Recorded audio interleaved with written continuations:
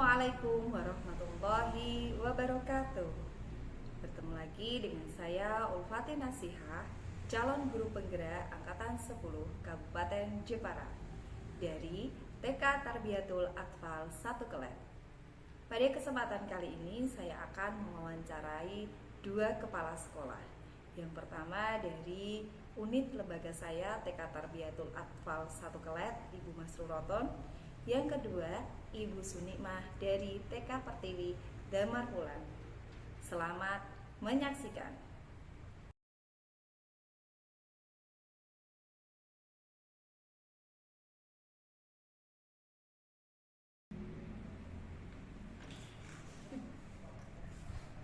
Assalamualaikum Ibu Masrul Roton. Waalaikumsalam warahmatullahi wabarakatuh. Bagaimana kabar Ibu Masrul Roton hari ini? Alhamdulillah baik, kita masih diberi kesehatan oleh Allah sehingga bisa beraktivitas seperti hari ini. Baik ya Bu ya, alhamdulillah keadaan kita sehat-sehat selalu. Gini Bu, sebelumnya saya mohon izin meminta waktu Ibu untuk sebentar berbincang-bincang dan berdiskusi dengan saya. Nah, pada kesempatan kali ini saya ingin mengajukan beberapa pertanyaan kepada Ibu terkait pengalaman Ibu Masrul Roton selama ini sebagai kepala sekolah saat Ibu Masrul Roton mengambil keputusan terutama pada kasus dilema etika. Mungkin ataukah pernah Ibu itu selama ini menghadapi kasus dan kasus tersebut apakah masuk ke dalam kasus dilema etika ataukah kasus rujukan moral, dan bagaimanakah strategi Ibu dalam mengidentifikasi kasus tersebut, apakah masuk pada kasus rujukan moral ataukah pada dilema etika? Dari pengalaman yang terjadi selama ini, saya dapat mengidentifikasi kalau kasus yang terjadi adalah dilema etika karena berdasarkan benar dan benar. Tapi kalau rujukan moral itu berdasarkan salah dan benar. Jadi menurut saya cenderung ke dilema etika. Ketika ada masalah yang terjadi, saya berusaha untuk menyelesaikannya dengan bijaksana dan memutuskan dengan sebaik-baiknya sehingga keduanya menjadi sama-sama baik. Gitu ya Bu ya. Berarti kasus yang Ibu hadapi selama ini itu merupakan kasus benar dan benar ya Bu ya, atau termasuk pada kasus dilema etika. Nah, saat Ibu Masrul Roton sudah dapat menganalisis kasus ini masuk pada kasus dilema etika. Nah, bagaimanakah Ibu Masrul Roton dalam menjalankan keputusan kasus tersebut? Saya menjalankan keputusan dalam kasus dilema etika adalah berdasarkan rasa peduli pada anak, juga kasih sayang pada anak-anak kita untuk memikirkan jangka pendek panjang. Berarti selama ini Ibu menjalankan keputusan itu karena rasa peduli, rasa kasih sayang, dan juga Ibu memikirkan jangka panjang dan juga jangka pendek dari keputusan yang telah Ibu ambil, gitu ya Bu ya. Nah, adakah Bu langkah-langkah tertentu pada Ibu mengambil keputusan pada kasus dilema etika ini? Langkah-langkah adalah dalam mengambil keputusan selama ini. Yang pertama adalah menganalisis kasus, yaitu melihat siapa saja yang terlibat serta mengumpulkan data-data dan fakta mengenai kasus tersebut. Jika saya belum yakin dengan keputusan yang saya ambil, maka saya mengumpulkan para guru untuk saya ajak rapat apakah yang saya ambil, yang saya putuskan itu sudah baik atau sudah sesuai. Jika tidak, kami membutuhkan para guru untuk memberi keputusan itu, karena keputusan yang diputuskan secara bersama itu adalah keputusan yang paling baik. Oh begitu ya Bu ya. Berarti selain Ibu menganalisis kasus, melihat hal-hal yang terlibat, terus mengumpulkan data atau fakta, Ibu juga membutuhkan peran guru-guru lain dalam menganalisis atau caranya dijak kerjasama dalam mengambil keputusan apakah keputusan ini sudah tepat atau belum gitu ya Bu ya. Berarti Ibu ini juga membutuhkan teman-teman guru tersebut. Oke, baik Bu. Nah, kalau seperti itu, adakah cara yang efektif dalam Ibu mengambil keputusan pada kasus dilema etika ini? Ketika ada kasus dilema etika, yang kami lakukan adalah mengambil keputusan yang mengarahkan sama baiknya dan bermanfaat bagi kita semua. Terlebih-lebih membawa nama baik sekolah kita, maka kita mencari jalan tengah untuk kebaikan kita bersama. Oh, berarti Ibu ini lebih mengarahkan pada keputusan yang bermanfaat bagi semua ya Bu ya, baik kepala sekolah, dari guru, dari siswa, orang tua, intinya bermanfaat bagi semua warga sekolah. Oke, bagus sekali Bu. Nah, setelah jenengan bisa mengidentifikasi, tahu langkah-langkahnya, mengerti cara yang efektif, pernahkah Ibu Masuroton ini mendapatkan tantangan-tantangan pada pengambilan keputusan khususnya pada kasus dilema etika Ibu? Kalau tantangan itu memang ada, yang mulanya ada yang merasa kecewa, terus dengan keputusan yang kami ambil itu, tapi sedikit dibandingkan dengan manfaat yang kami dapatkan. Dengan keputusan itu, setelah kita jelaskan panjang lebarnya, akhirnya dua-duanya bisa menerima dengan hati legowo. Oh gitu ya Bu ya. Berarti meskipun awalnya ada yang tidak menerima keputusan yang jenengan karena rasa sakit hati, namun setelah jenengan sampaikan dengan cara yang baik, ternyata hasilnya mereka bisa menerima gitu ya Bu ya, itu tantangannya. Nah, apakah Ibu Masuroton ini pernah menjadwalkan bagaimanakah Bu Roton ini harus mengambil keputusan saat kasus-kasus dilema etika ini Ibu hadapi, ataukah jenengan langsung mengambil keputusan saat kasus tersebut terjadi? Kalau jadwalnya itu tidak ada, cuman kami lakukan secara spontan ketika ada kasus yang terjadi, karena kalau kita jadwalkan kasusnya akan menumpuk dan sulit untuk melaksanakannya, maka kami lakukan secara spontan saja. Oh, berarti tidak ada jadwal-jadwal tertentu ya Bu ya, jenengan langsung seandainya ada kasus ini langsung diselesaikan gitu ya Bu ya. Oke. Nah, karena jenengan ini kan mengambil keputusan itu secara spontan, faktor apa sih yang mempermudah Ibu Masuroton dalam mengambil keputusan pada kasus dilema etika ini? Ada beberapa faktor yang memudahkan kami, yaitu kasus ini merupakan kasus baru, jadi kami mudah untuk menyelesaikannya. Juga hubungan kami dengan para guru itu sangat baik, mudah diajak untuk bekerja sama, sehingga kami dalam menyelesaikan setiap masalah itu selalu dapat kemudahan. Itu ya Bu ya.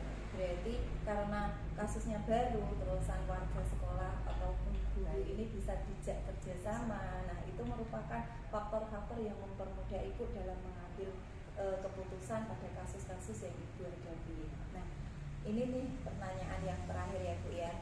Setelah kita melakukan bincang-bincang diskusi mengenai pengalaman Ibu saat mengambil keputusan selama ini, selama menjadi kepala sekolah di TK Tarbiyatul Atfal 1 sekolah ini, apa sih manfaat ataupun pembelajaran yang dapat Ibu petik pada pembicaraan kita kali ini? Manusia adalah makhluk yang paling sempurna, tapi tidak bisa memberikan pengertian.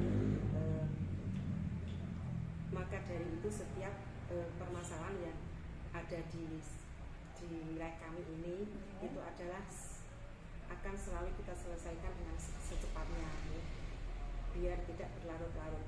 Dan pelajaran yang berharga yang dapat kami dapatkan adalah yang baik, yang belum baik itu menjadi baik, dan yang sudah baik akan menjadi lebih baik. Itu yang dapat yang pelajaran yang berharga yang kami dapatkan.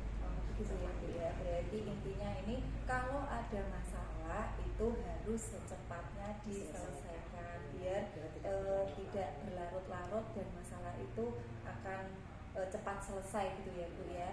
Dan apa yang sudah baik ditingkatkan lagi biar lebih baik. Yang lebih baik akan menjadi baik. Oke, oke, oke. Baik Ibu, terima kasih atas waktu yang telah diberikan kepada saya. Sekarang saya sudah paham bagaimana pengalaman Ibu selama menjadi kepala TK Tarbiyatul ini mengambil keputusan, dan itu akan sangat bermanfaat bagi saya. Kalau begitu saya mohon izin undur diri untuk melanjutkan kegiatan saya pada hari ini. Assalamualaikum warahmatullahi wabarakatuh. Waalaikumsalam warahmatullahi wabarakatuh.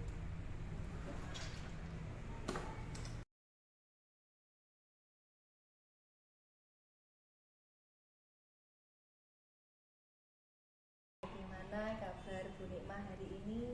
Alhamdulillah baik. Oke, baik ya Bu ya, alhamdulillah.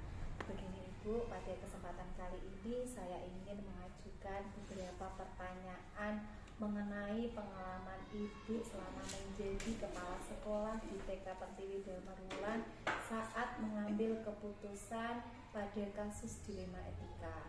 Nah, pasti Ibu pernah mengalami hal tersebut. Nah, bagaimanakah Ibu mengidentifikasi kasus tersebut? Apakah masuk kepada dilema etika ataukah kasus tersebut masuk ke dalam bujukan moral? Baik, saya coba menjawab ya Bu Fatin. Ya. Menurut pengalaman yang pernah saya hadapi di TK Pertiwi ini, saya pernah mengalami kasus dilema etika, ya. Dan kasus tersebut merupakan kasus dilema etika karena hasil akhirnya sama-sama baik. Oke, oke. Berarti selama ini Ibu itu menghadapi kasus, namun setelah Ibu mengambil keputusan, ternyata keputusan yang Ibu ambil ini sudah sama-sama baik, gitu ya Bu ya. Oke, nah kalau seperti itu, bagaimanakah Ibu menjalankan pengambilan keputusan tersebut? Lalu bagaimanakah langkah-langkah yang Ibu tempuh ketika menghadapi kasus dilema etika yang pernah Ibu alami? Dalam menjalankan keputusan tersebut, saya akan berdiskusi dengan teman-teman guru satu sekolah ya, guru-guru mengenai keputusan yang saya ambil, apakah sudah sesuai dengan apakah sudah sesuai atau belum, atau ada keputusan yang lebih baik dari yang tadi. Oh, gitulah gitu. Oke, berarti Ibu ini sudah mengambil keputusan, namun Ibu masih membutuhkan rekan-rekan guru Ibu untuk mengidentifikasi apakah keputusan Ibu, apakah keputusan yang sudah Ibu ambil ini baik atau perlu direvisi, gitu ya Bu ya. Berarti ini Ibu memang membutuhkan banyak sekali pertimbangan dari guru-guru lain. Oke Bu, selama ini adakah cara yang efektif yang pernah Ibu lakukan dalam pengambilan keputusan saat mengalami kasus dilema etika ini? Ya, saya membutuhkan pertimbangan-pertimbangan dari rekan-rekan guru, ya. Semua sesuai dengan kasus yang saya hadapi itu. Berarti pertimbangan-pertimbangan rekan tersebutlah merupakan cara yang efektif yang Ibu gunakan untuk pengambilan keputusan pada kasus dilema etika tersebut ya Bu ya. Nah, selama ini saat Ibu mengambil keputusan dalam kasus dilema ini, tantangan-tantangan apa sih yang pernah Ibu alami? Ya, saya tantangan yang saya hadapi terkadang itu keputusan yang saya ambil itu tidak sesuai dengan pemikiran orang lain gitu ya. Kadang itu keputusan yang saya ambil itu tidak istilahnya tidak sesuai dengan keputusan bersama dengan orang banyak gitu. Oke, berarti terkendala kadang Ibu berpikir seperti ini tapi rekan-rekan Ibu tidak berpikir seperti ini gitu ya Bu ya. Berarti mereka ada pemikiran-pemikiran lain. Oke Ibu. Nah, apakah saat pengambilan keputusan pada kasus yang Ibu hadapi mengenai dilema etika ini, Ibu menjadwalkan ataukah Ibu melakukannya secara spontan? Biasanya itu saya lakukan secara spontan karena kita langsung mengajak semua rekan guru di sekolah itu, kita membicarakan bersama secara langsung. Oke, berarti setiap kali ada kasus, Ibu langsung menanggapi kasus tersebut dan langsung mengambil keputusan. Oke, itu merupakan jalan yang bagus ya Bu ya, karena tidak menunda-nunda permasalahannya. Oke Ibu, untuk pertanyaan selanjutnya ini Bu, apa sih faktor-faktor yang mempermudah Ibu untuk mengambil keputusan pada kasus dilema etika ini? Saya itu didukung dari semua rekan-rekan guru, terus masukan-masukan dari semua rekan-rekan guru itu bisa mempermudah saya untuk menyelesaikan kasus tersebut ya. Terus rekan-rekan guru semua itu cepat menangkap dari keputusan-keputusan tersebut gitu. Oh, berarti Ibu ini mendapatkan dukungan penuh dari rekan-rekan guru Ibu mengenai kasus yang Ibu hadapi, dan juga mereka ini memberikan solusi jalan keluar pada kasus yang Ibu hadapi, gitu ya Bu ya. Nah, ini untuk pertanyaan yang terakhir Bu. Setelah kita melakukan diskusi ini, apa sih manfaat atau pembelajaran yang Ibu dapatkan dari diskusi kita pada siang hari ini? Ya, ini pengalaman saya pribadi sebagai pendidik. Kita tidak luput dari permasalahan dan kita tidak bisa menghindari dari masalah, apalagi di lembaga ya. Saya menyimpulkan pada kasus dilema etika ini kita harus secepat mungkin untuk mengambil keputusan yang tepat. Berarti saat Ibu ada kasus, Ibu harus segera menyelesaikannya, gitu ya. Oke. Berarti tidak menunda-nunda waktu lagi. Oke, baik Ibu Sunikman, terima kasih untuk waktu yang telah diberikan kepada saya. Jadi sekarang saya semakin paham bagaimana Ibu mengambil keputusan pada kasus dilema etika ini. Ini akan sangat menjadikan pengalaman yang berharga bagi saya, karena saya bisa menyerap pengalaman Ibu dalam mengambil keputusan di lembaga Ibu. Kalau begitu saya izin undur diri untuk melanjutkan kegiatan saya ya Bu ya. Assalamualaikum warahmatullahi wabarakatuh. Waalaikumsalam warahmatullahi wabarakatuh.